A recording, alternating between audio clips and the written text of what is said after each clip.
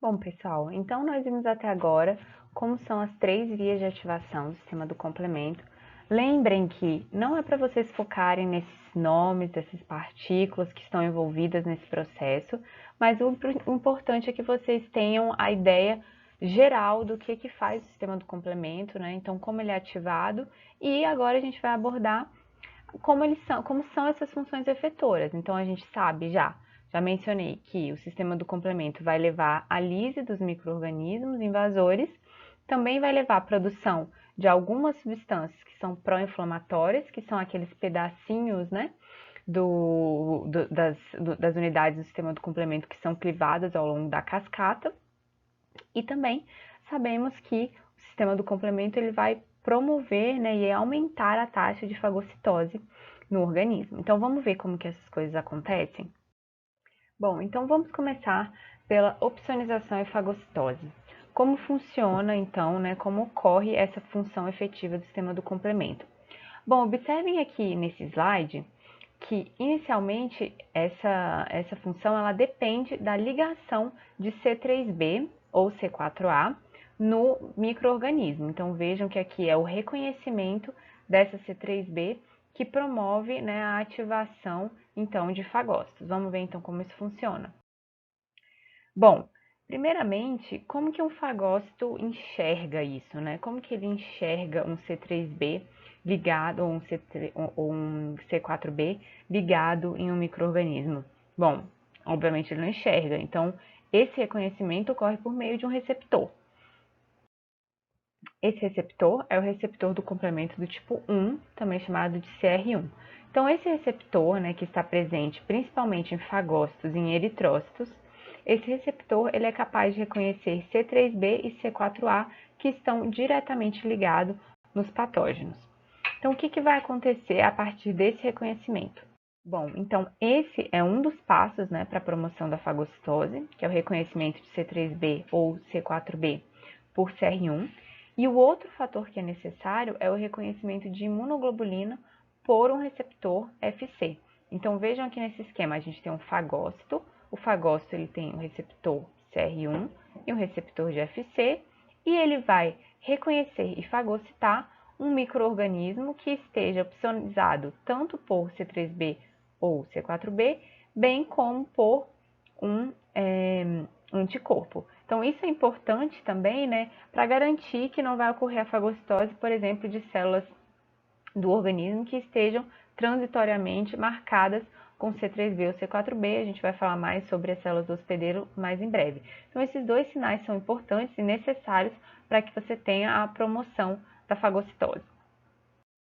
Ok, então essa é a função de termos esses receptores CR1 em fagócitos, para que eles possam reconhecer micro-organismos que estejam marcados com C3b ou C4b. Mas e para que a gente teria esses receptores em eritrócitos também, né?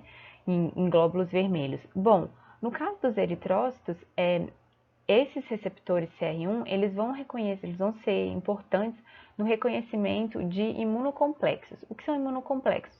São justamente esses acumulados de anticorpos com antígenos. Então, quando você tem antígenos, a presença muito grande de antígenos, e tem anticorpos que reconheçam esses antígenos, ocorre a formação, né, desses aglomerados, e C3b pode ser adicionado a esses anticorpos e justamente promover o reconhecimento desses imunocomplexos pelos eritrócitos, que por sua vez carregam esses imunocomplexos até o fígado e o baço, né, onde então esses imunocomplexos são transferidos para fagócitos que promovem a fagocitose desses imunocomplexos e remoção desses imunocomplexos.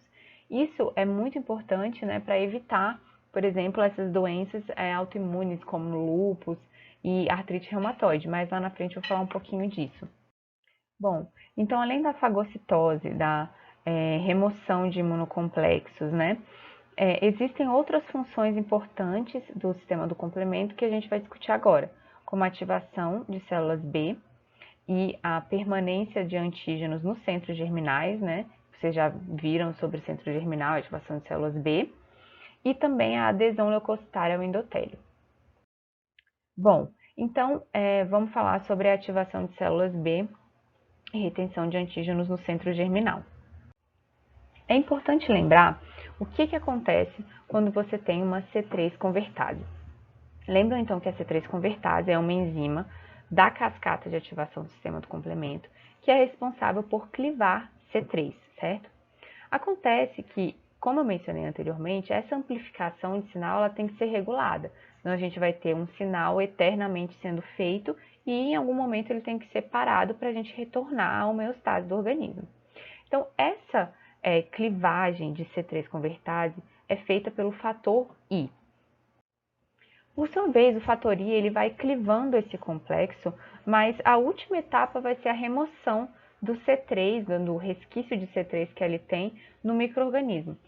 Enquanto isso não ocorre, essa clivagem gradual da C3 convertase vai permitindo que fiquem ali presos no micro-organismos intermediários da clivagem de C3, que no caso era ali C3b formando a C3 convertase, mas à medida que ele foi sendo clivado, você tem a formação, por exemplo, de C3d e de IC3, que é o C3, lembra do C3 inativo, que eu mencionei anteriormente? Então, você pode ter, quando você vai clivando essa C3 convertase, a formação dessas estruturas, então, C3d e IC3, ainda grudados, né, covalentemente ligados na membrana dos micro-organismos. Então, por que estou falando isso agora? Porque aqui a gente vai ver a importância desse C3d ligado aos micro-organismos.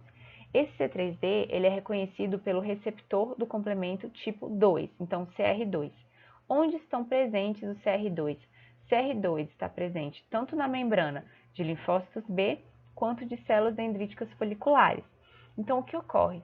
Quando você tem o reconhecimento, né, de um micro-organismo, tanto por um receptor de célula B, quanto por um CR2 na célula, no linfócito B, você tem a ativação da célula B.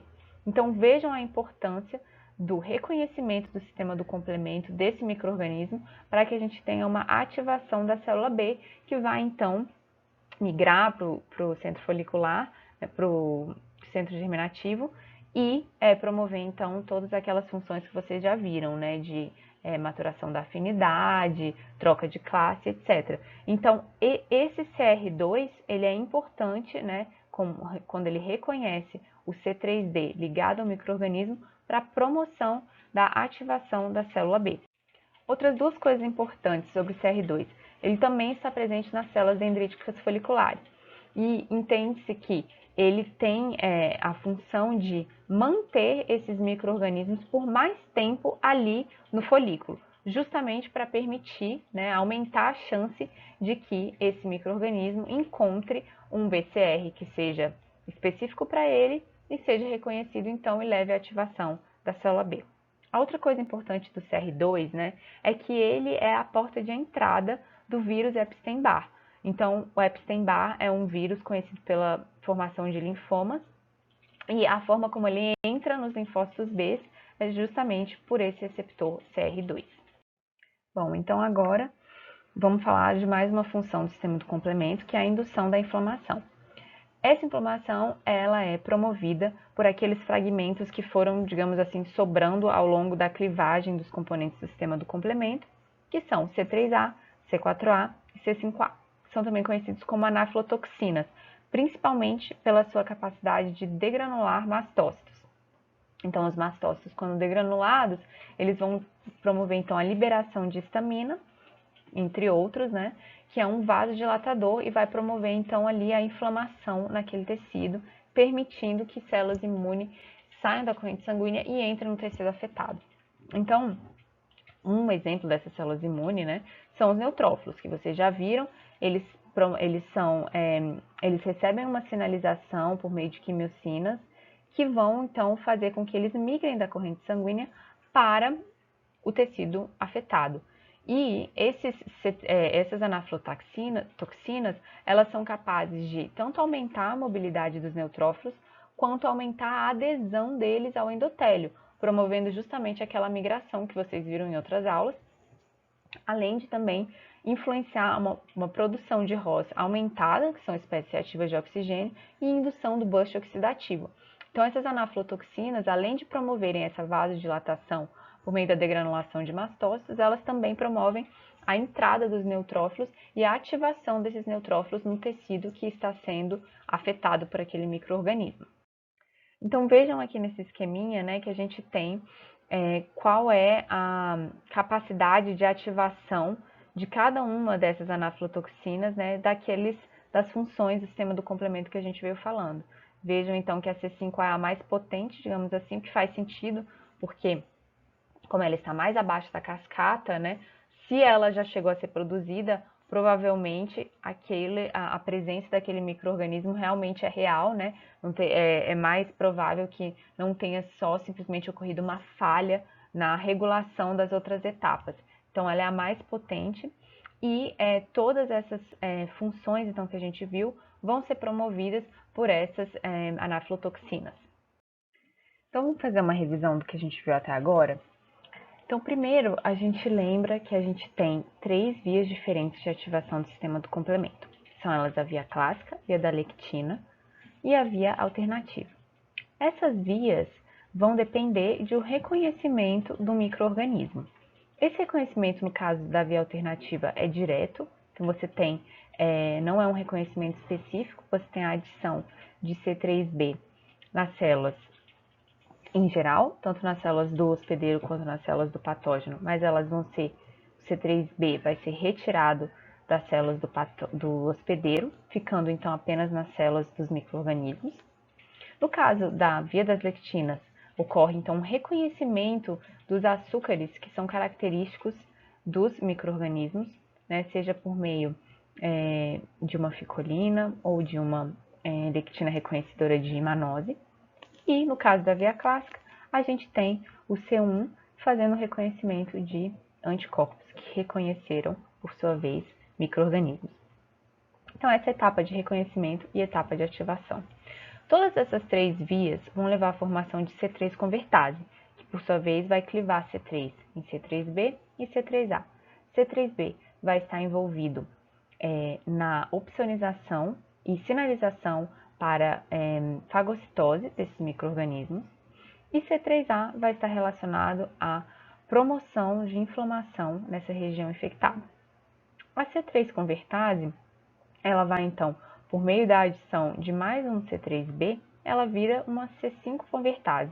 A C5 convertase vai clivar C5, gerando C5b, que vai então levar à formação de MAC por meio da adição de outras subunidades, de outras proteínas do sistema do complemento, C6, C7, C8 e C9. Além disso, quando a C5 convertase cliva a C5, ela forma também a C5A, e a C5A também é responsável pela promoção do ambiente pró-inflamatório. Então, isso foi o que a gente viu até agora.